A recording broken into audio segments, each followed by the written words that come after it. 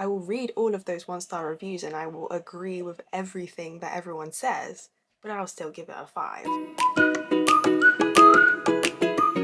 Hi guys, and welcome back to my YouTube channel, or maybe I should actually welcome myself back to this channel considering I have not posted a video in an entire year. The main reason why I stopped posting YouTube videos was because my phone was at max storage. Every time I tried to film a video, I would always run out of storage, and then I would be editing and then also run out of storage, and all in all, I was like, I'm not ready for this life. I'm obviously not meant for the YouTube life. And now I've bought a camera, so I am going to try and start posting more regularly because I do enjoy longer forms of content. And I've got some fun ideas and I have a lot of exciting things coming up this year that I think would be really fun to capture on here. And not just do like a little 1-minute vlog on the other app, but to do more of the behind the scenes and chatty videos here. So today I'm doing a soft launch back onto BookTube. For my first video back, I thought we could chat about reading goals for the year. How has my reading been in 2024? I was about to say 2023, but it is 2024.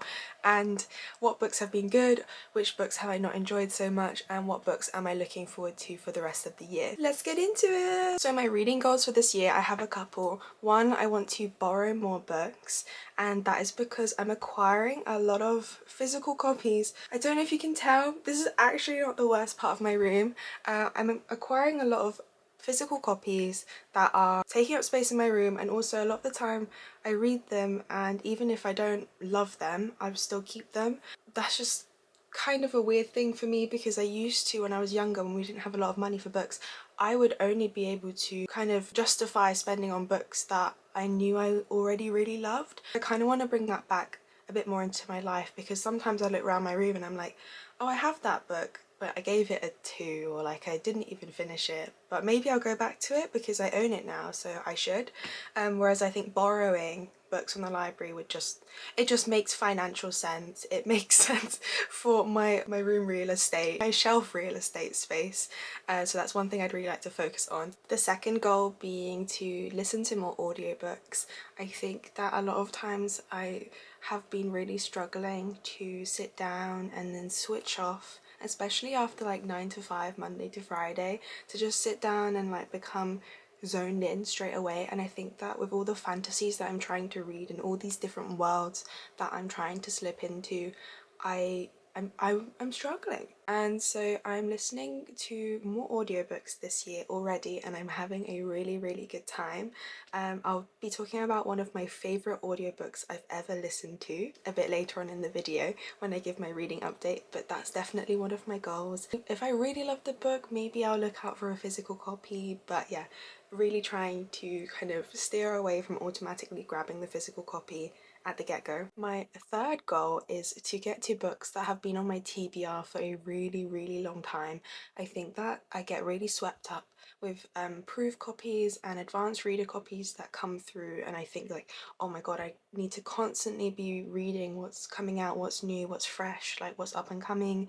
I want to get ahead and make sure that I get all my reviews in and I know what's coming out on the horizon. However, the bad side of that is that there's a lot of amazing books that I feel like have been pushed down my TBR that I haven't been able to get to, and I would really like to prioritize them. And that includes things like Before I Let Go by Kennedy Ryan, Open Water, On Earth We're Briefly Gorgeous, the Jade City trilogy, The Bonjour Daughter. Like, my list is so long and I kind of want to prioritize reading them also, as well as the advanced reader copies, just so I can feel like I'm getting through all the books that I've always wanted to read. Look how cute this little glass that Emily Meyer got me for Secret Santa. It's Ballad of the Archer and the Fox, and this is like a Once Upon a Broken Heart inspired glass. If you have any reading goals for 2024, please do share them with me because I feel like my own goals have helped me have a really good reading year so far, and if I can add more goals to my list, I think that would definitely help with me reading with intention. I'm just checking where I'm up to on my reading. My goal for the year is 50. I would like to read more than that because I've set 50 for the last 2 years and I'd really like to smash this year out the park a little bit, but not put any pressure on myself to do so. So I've read 10 books so far and quite a few of them I've given like a 3. And that is very unlike me. I am normally very easy to please. If I enjoy the vibes, I had a really good time, can't stop thinking about the book, obviously I'm giving it a 5. I will read all of those 1-star reviews and I will agree with everything that everyone says, but I'll still give it a 5. However, I'm just being very hard to please this year.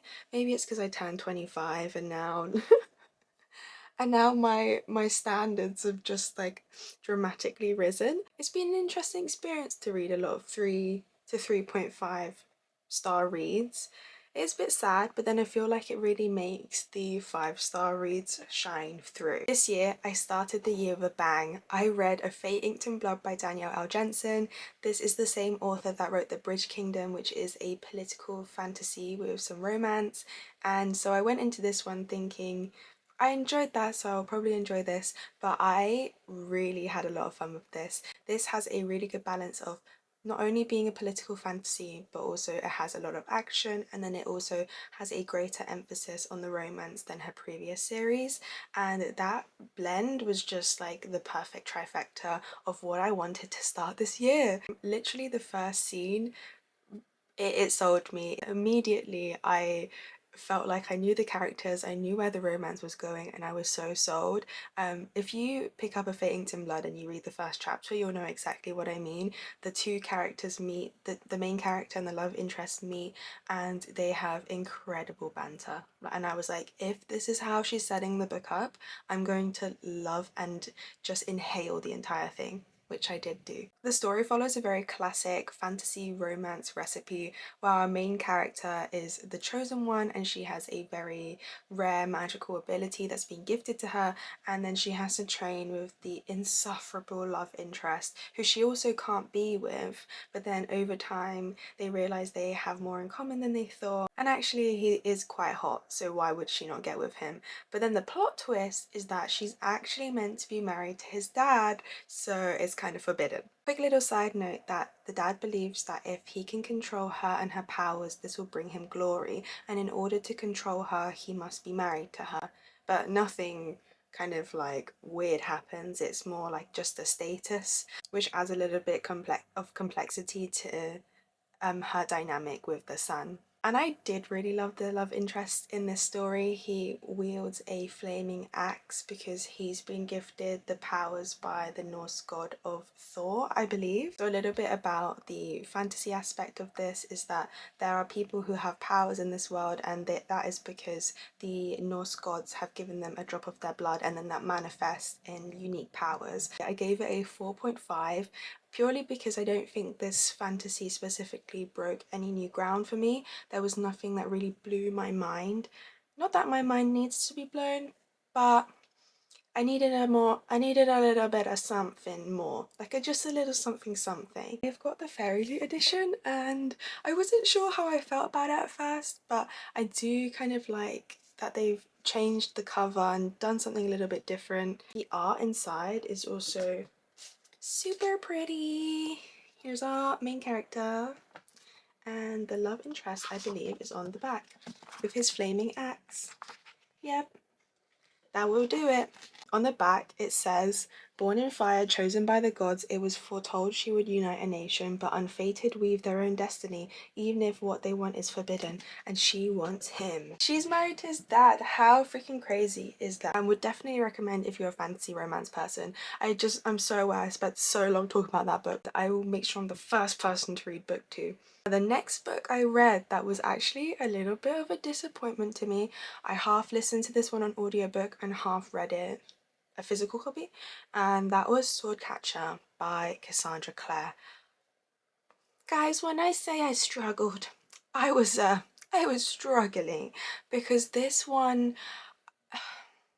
so Swordcatcher is Cassandra Clare's adult debut and her first time kind of venturing out of the Shadowhunter universe. So I was really excited because the Shadowhunter universe is like so iconic and I grew up with that. So going into Swordcatcher, I kind of went in with certain expectations for the writing and how I thought the story would go, but Swordcatcher was incredibly dense. I also felt very info dumpy in the way that it did its world building, that I was constantly confused or felt drawn out of the story, or there was so much going on that I actually couldn't figure out what the main storylines were meant to be. Also was 3 main point of views, and I ended up not really caring about any of the characters, which meant that I wasn't invested in their story. So then it was like a domino effect that really affected my reading experience, and it took me a really long time to get through. I think if I hadn't been like also listening to the audiobook in between my reads, I would probably have put this one down for a long time, and I don't know when I would have picked it back up again. This one is also heavily political, and even though there is a romance that's marketed to be in this book, it's extremely slow burn. There wasn't good payoff in this one, but I think perhaps there's more of a setup for book 2. I will be continuing on with the series, but I just think I haven't been enjoying Cassandra Clare's books recently. I read Chain of Thorns and didn't love it. I think the last book that I really loved from her was Chain of Gold.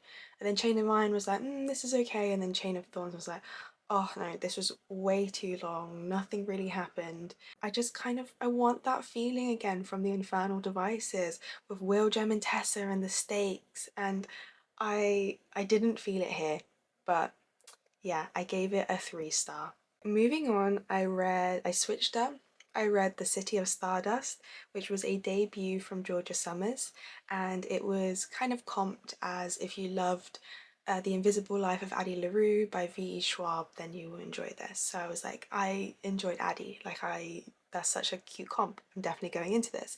This book is written in a very lyrical way. If you're not someone that enjoys like lyrical, flowery prose, then perhaps this isn't a book for you. Some books that came to mind while I was reading it was, yes, Addie LaRue, but also The Last Tale of the Flower Bride by Roshani Shoshki, and I actually never finished that book because it was like a little bit too flowery. Like I wanted a vase of flowers and she gave me like a field of flowers. And the main premise is that there is a curse on this family, on the Everleys, that means that in each generation one person is taken and they're never to be seen again. This person is always taken by the same woman.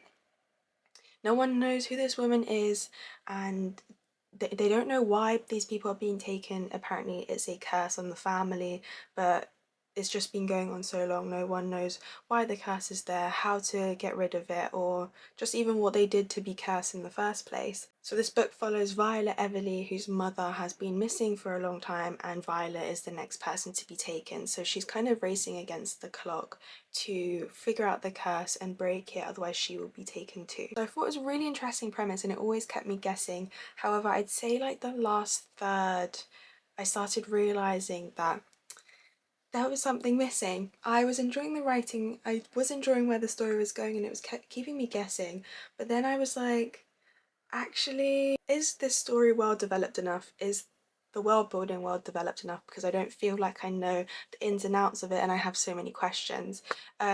Also, I had this feeling all the way through that the characters weren't very well developed, and that meant that I wasn't truly invested in the stakes. Like, I was like, yeah, Violet, you gotta solve this curse, but like, not gonna lie, like, you could get taken and I don't think I'd really care. Like, I could stop reading now and like not find out your fate and that would be fine. There's also a romance, and that love interest isn't developed super well and their chemistry isn't developed super well.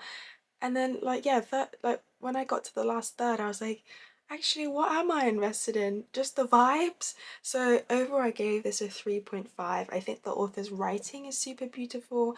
I just think that there was like a lot missing from this book to kind of tie up all the ends. Like I wanted more from the character development, I wanted more from the world building and the plot, and the actual premise was really interesting, and the world building that was done was really interesting. My attention was hooked. There was just too much that I couldn't overlook, and the big factor being like my disconnect with the characters, and the romance didn't really truly win me over either. And you know that the romance has to be good to hit the spot. So that was another 3.5 star read, and I was like, no, this is gonna be such a bad year now. I've read 3 books and only one of them has been like close to a 5. Then I was saved.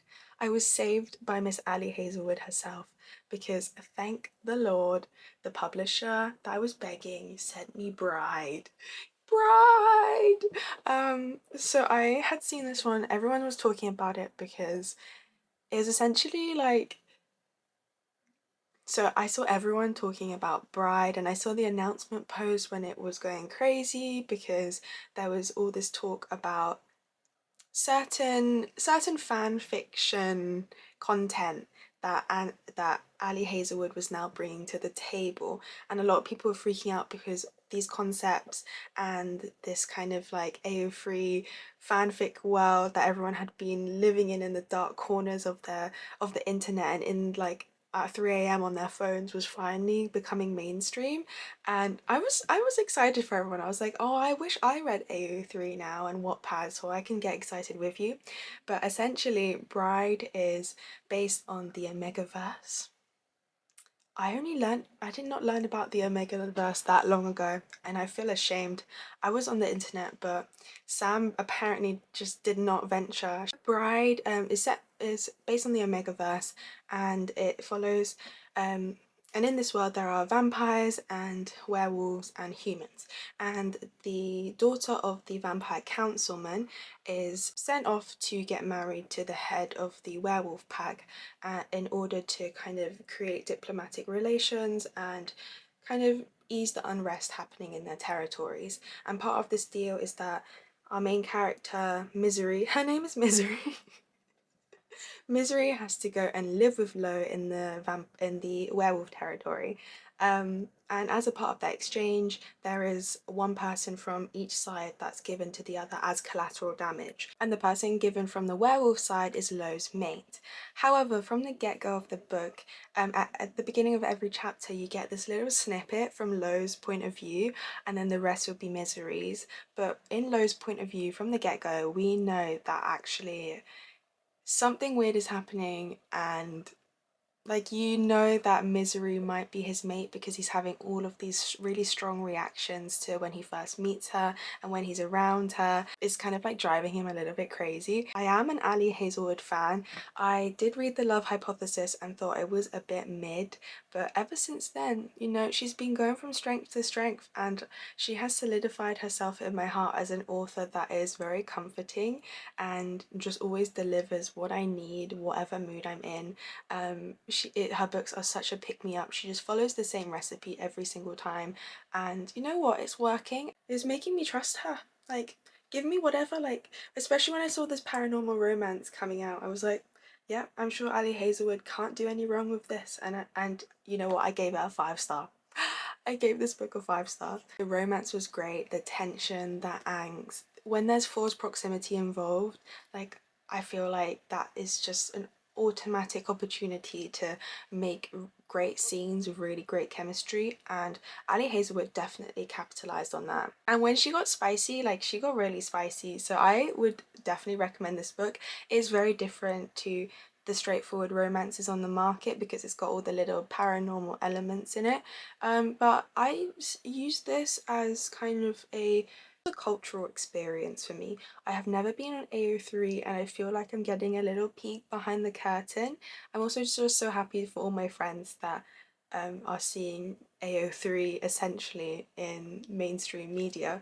I did love this book so much. I got the Illumicrate edition, which is the special edition hardback with a little sprayed edge, and it has character art.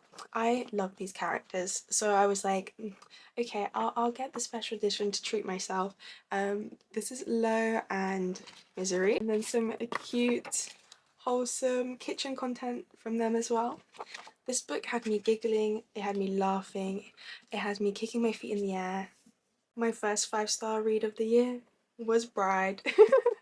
Then I switched things up by reading a thriller, and that was The Reappearance of Rachel Price by Holly Jackson. This one comes out in April. I am a massive Holly Jackson stan ever since I read A Good Girl's Guide to Murder, and that really unexpectedly burrowed a hole in my heart, and she hasn't left, like, she's still there. And truly, I'm just waiting for the day that the TV show finally comes out on BBC and I can feel again, because I need Pip and Ravi and I need to see them on screen. So yeah, Holly Jackson is an auto-read author for me. I got to read an early copy of it, and this one was a little bit different to her others. So she's got A Good Girl's Guide to Murder, which is the trilogy, and then Five Survived that came out last year. That was a standalone thriller. That one was mental because it's set over the course of 12 hours, and I think it was 12 hours or something, or 13 hours or something like that. And she said she wrote it in real time, where you can actually like experience the book within that amount of time. When I read that book last year, I was sweating profusely. In this book, our main character, Belle, has lived her whole life as part of some kind of like unsolved like disappearance case. Her mum, Rachel Price, disappeared when she was younger. Rachel Price disappeared when she was younger, and the police were not able to solve the case. And there's all sorts of podcasts that theorize what happened, and people that have looked into the evidence, and they just no one can figure out where her mum went. So she's always lived with this mystery. And then in present day, she is doing a documentary with her family about the disappearance of Rachel Price. However, one day her mum just turns up, and I mean, it's great to have her back, but Belle never really knew her mum, so it's kind of weird. But also, then people start suspecting that Rachel Price may not be telling the whole truth about what happened to her in the many years that she was gone. And I was not prepared for any of the twists in this book. They were wild, they were unhinged, and this book kept me guessing, it kept me reading. I'd say it took me about 100 pages to get invested in the story, but then after that, I just flew through it because I just needed to find out about everything. So I would definitely recommend it. I rated it 4 stars. My next book is one of the ones that I had on my TBR for a while, and I finally got to it. It is God Killer by Hannah Kaner. The cover is like extremely stunning, and every time I see it in a shop, I will always go over to it, pick it up, look at it, stare at it. Like the art is just simply beautiful. This one, hmm. This one, I was really expecting it to be a 5. I did end up giving it a 3.5. I think perhaps I will enjoy the next books a lot more, but this one, it had really interesting world building. I was very invested in the gods in the story and learning about their powers and their role in the human world. However, the crux of the story is like these mismatch of characters, kind of like in Six of Crows, where they all meet up and go on a quest and they're all heading to the same place. However, the whole book is just them traveling to that place. And so I'm not a big traveling fantasy person. I mean, the book 2 of From Blood and Ash almost took me out. That book was hardcore, just pure traveling. This fantasy is much better. The writing is lovely, the characters are fleshed out. There's disability representation that I've heard from other creators is very well done, and it's set in a queer normative world as well, which I always find as a bonus in fantasy. There is multiple point of views in this, just like I mentioned with the different characters and how it's set up similar to like a Six of Crows team up. However, I felt that some of the point of views at times blurred together, where it really could have been anyone on the page. Like their internal voices just felt the same. I'm hoping when I go into book 2, I will feel a lot better about that. And then after reading God Killer, I decided to keep going with my fantasy quest. I wanted to read all of the different fantasy books that I had been anticipating for a long time, but then just kind of missed. So then I went into The Hurricane Wars by Taya Guanzon. This book is a Southeast Asian inspired fantasy, and I was so excited about that. I'm half Thai, half English, and I have never read a fantasy book by a Southeast Asian author, and I was really intrigued and excited to see the Filipino culture in a fantasy book. I had heard that this one started out as a Raylo fanfic on AO3, and then it got picked up to be traditionally published, so I knew that going in it would be kind of Star Wars based that had been turned fantasy. So I was interested to see how that would be handled. And honestly, I struggled. I struggled. I have watched Star Wars, but not in any incredible depth. And oh my god, the world building, I had no idea what was going on. I like couldn't picture it. I couldn't picture in my head from the descriptions what was happening or what things looked like, because immediately from chapter 1 you're kind of like given a lot of new names and um new names for places and people and concepts and things, magical things that are never, you're never explained what they are, what they do, where they are, like, or anything like that. So immediately I was confused. I think once again, similar to my experience reading Swordcatcher, what really helped with this one is listening to the audiobook. Because whenever the world building was happening, I could kind of just go along with what was being told to me. But one thing I did really love about the Hurricane Wars was the banter and the character chemistry. I think that Taya Guanzon does that really well and has really set up the two main characters to have a really interesting dynamic in book two. This is told in two different point of views, so you get both the female main character and the love interest character. And Alaric, oh my freaking god, he is the ultimate simp. I love that this book is enemies to lovers dynamic, but the whole time in Alaric's chapters, especially later on in the book, he's just thinking about how incredible Tarleton is. And honestly, we stand a man that can't think and honestly, we stand a man that can't stop thinking about his girl. Rated The Hurricane was 3.75 stars. I will be continuing on with the series, but I was a bit sad because I'm like, when is my next 5-star read coming along? When is it coming? I'm waiting for her. And then I read Jaded by Ella Lee, and oh my gosh, finally she was here, my 5-star read. Wow, wow, wow. My first literary fiction book of the year as well. Literary or contemporary fiction, I don't know how to classify this book, but this book follows Jade, who is half Korean and half Turkish. She is an accomplished lawyer in the city. She's got a great boyfriend. She's got a long-term boyfriend as well, like 8 years, and she has a great relationship with her parents, and everything's going really great for her. However, one night after a work event, she is essayed. And this book follows her story as she tries to piece together what happened to her, come to terms with it, and then start sharing her story with those in her life. And this one was really emotional for me, not only because of the sexual assault aspects, which were handled incredibly sensitively. I do applaud Ella Lee for that, but I also applaud her for exploring the themes of identity in this, because I have never read anything as a mixed person that has resonated with me as much as this book. Seeing Jade's relationships with her parents, her dad being Turkish and her mum is Korean, it was so it it was just so interesting to see on the page, because I have never really seen mixed representation before, or maybe I haven't been reading the right books. First and foremost, if anyone has more recommendations where identity is a theme that is heavily explored, please do recommend those books to me. But this one, oh my god, it just hit the spot. There's a scene where her dad is having like a small disagreement with someone next door, and immediately Jade feels like she has to come to her dad's defense.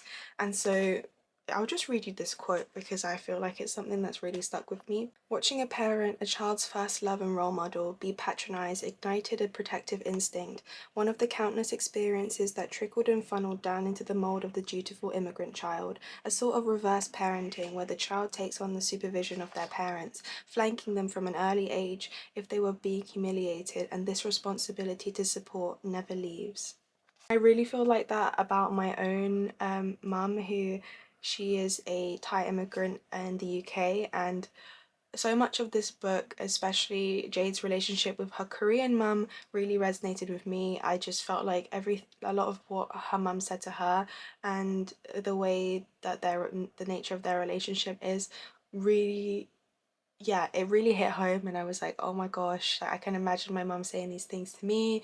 Oh yeah, my mum says that to me all the time. Or yep, in that situation my mum would definitely say that to me as well. And there was something really comforting about seeing those kinds of seeing that in a book, because I haven't had that before. This book overall I feel like handled all of its themes really well: consent, wealth, power, race, identity, and everything feels so well balanced and so well explored and tied together. I would definitely recommend this book with my whole heart. Definitely check out trigger warnings to check if this one is right for you. Then after my 5-star read, I was like, you know what, I'm gonna pick up this book I keep seeing. It's called Powerless. Like, I don't even know if anyone if it's like a big book. And then I looked on Goodreads, this book has like 100,000 ratings. I did not realize this was a really like big release. Anyway, it is a classic fantasy romance. It's kind of a mismatch of lots of different tropes. Like it felt like a bit like The Hunger Games, a bit like Divergent, like a bit of everything. And there's a core romance in it that's enemies to lovers, but it's done really well. Like they have a lot of banter, and I was fully convinced that at any point one may kill the other, so I thought that that was done particularly well. I listened to this on audiobook and it was the best decision. This book is quite long. I think it's like over 500 pages, and a lot of people say like it's just way too long and it didn't need to be that long, and I do agree with that. There's a lot of scenes that just didn't have to be there, but I think listening to the audiobook made this not feel as bad. I think if I was reading the physical copy and going through it, it would just feel like it was going on forever, whereas the audiobook was very fun. The person that narrates the male point of view also has a really lovely voice, so every time it was his chapter I was like, oh yeah, he's back, he's back. I'm back. It's much later, my camera died. I'm new to this whole camera business, and it was also like severely overheating. I need to get a better hang at this. I've also swapped into this cute little top. I'm obsessed with this brand. They do like really cute but morbid kind of t-shirts. This one says Dead Inside with this like little cute pumpkin. I own like 3 of these and they're like my favorite. They're like my favorite tops ever because they're so adorable. But where did we get up to on my reading update? So I was just talking about Powerless. So Powerless, I think I was talking about the love interest. The love interest, yes, not only was the narrator's voice like incredibly attractive, but the love interest in this, he just constantly thinks the cheesiest, simpiest thoughts about the main character. And here she's like, what do you want to call me? And he's like, I want to call you mine. Kind of cute, kind of cringy, but I can get on board with that. But then sometimes he would say something really out of pocket, like, because beasts don't get the beauty. Because beasts don't get the beauty? Huh? Why? And I remember this line, it was at the end of the chapter, and it was just so, like, out of place. I was like, why did you have to say this? You actually ruined the moment. This line actually made you unattractive. Actually, his simpy, cheesy thoughts made it a very enjoyable read, and I will 100% be continuing on with the series. The ending left it in a really good place to set up for a juicy sequel. If you're someone that enjoys fantasy romance in general, then yeah, you'll definitely enjoy Powerless. It's easy to read, easy to get into. It does have an interesting world. I wasn't like reading it for that, I can't lie. I was just reading it for the romance and their chemistry and the tension all the way through, because it is done really well. So I have to give Lauren Roberts that. The 10th book that I read this year was These Infinite Threads by Tahira Mafi. This book is the second book in This Woven Kingdom, which is a Persian-inspired fantasy with jinn, and I think the first book was kind of a reimagining of Cinderella. I really enjoyed it. It was definitely unique, heavy on the political side, heavy on the love interest yearning for the main character, which is always a plus for me. This second book, I think, suffered a little bit from second book syndrome. I think Tahira Mafi definitely used this book to expand more on the characters and get in their head a little bit more, however nothing really happened. Like when I think back, I'm like, what happened? Kamran, who is the main love interest from book 1, and Eliza, who is the female main character, are essentially separated in this book, and Kamran spends his whole time thinking about her, but she has she has been taken away by some other dude and she's like kind of falling for him. So it was very funny to me that one chapter would be Kamran thinking about Eliza, and then the next chapter would be Eliza hanging out with Cyrus, and like this love triangle, I can see where it's going, and I think it is an enjoyable read. I will just say that like nothing about the series has super gripped me. I think I rated this book 3 stars. Very harsh from 3.5. 3.5, so another 3.5. I've never rated so many books, basically a 3 before, but I'm being harsh because truly, like, it didn't grip me. But I will be reading book 3, and I am looking forward to seeing how the love triangle goes in this next one. Now for the book that I am currently reading. Probably going to be one of my favourite books of the year, and also is going to be one of the best audiobooks I've ever listened to. It is Vera Wong's Unsolicited Advice for Murderers by Jessie Sutanto. This is the author that wrote Dial A for Aunties, which I also loved so much. This has actually been picked up to be made into a TV show or film, I can't remember, but I think Oprah Winfrey is developing it, like the literal Oprah is like developing this book into a show, which I think would be incredible. This the audiobook for this is so funny. Like, the narrators for it are incredible. I think if you actually want to start reading, like listening to audiobooks, I would completely recommend this. I would describe this as a cozy murder mystery. It centers around a 60-year-old called Vera Wang. She is, oh no, Vera Wong. Her name's Vera Wong. Her tea shop is named Vera Wang. But Vera Wong, who owns a tea shop, and one day she comes into her tea shop and there's a dead body on the floor, and she's like, oh my god, need to call the police, but you know, before the police get here, let me make them some tea. Like, that pretty much sets you up for her kind of character in the book. She's very much like in grandma mode, and like she is just one of my favorite characters I've ever read about. But essentially she believes that she can solve the murder mystery better than the police, so she kind of finds her suspects but then accidentally makes a found family kind of element. She accidentally makes a found family with these people who are the suspects that she's curated for the murder.